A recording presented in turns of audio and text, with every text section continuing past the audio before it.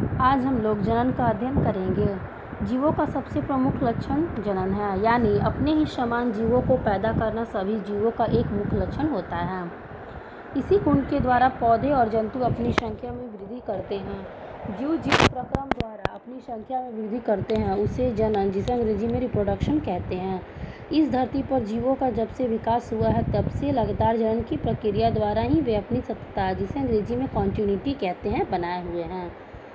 जनन के फलस्वरूप संतानों, जिसे अंग्रेजी में ऑफस्प्रिंग कहते हैं, की उत्पत्ति होती है, जो अपनी वृद्धि कर पुनः जनन करने के योग्य हो जाते हैं एवं नई संतानों की उत्पत्ति करते हैं।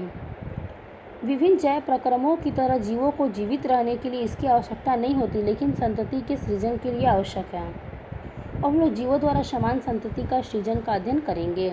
जनन क्रिया द्वारा जीव समान संतति, जिसे अंग्रेजी में सिमिलर ऑफस्प्रिंग कहते हैं, का सृजन यानी रचना करते हैं।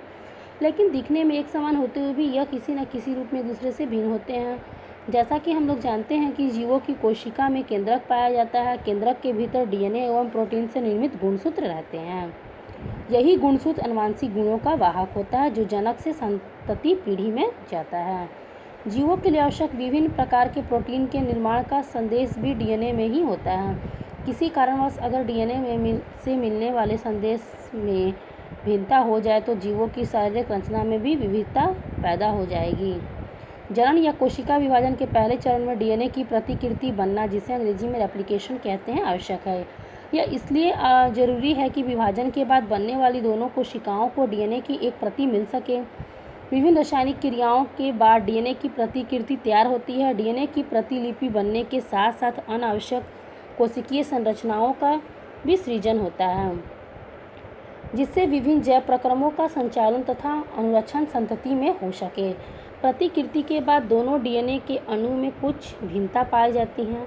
इसका मुख्य कारण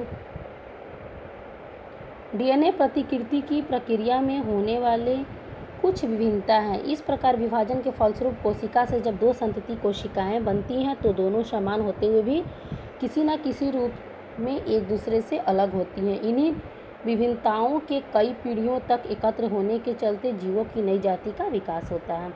अगले वीडियो में हम लोग विभिन्नता का महत्व का अध्ययन करेंगे। धन्यवाद।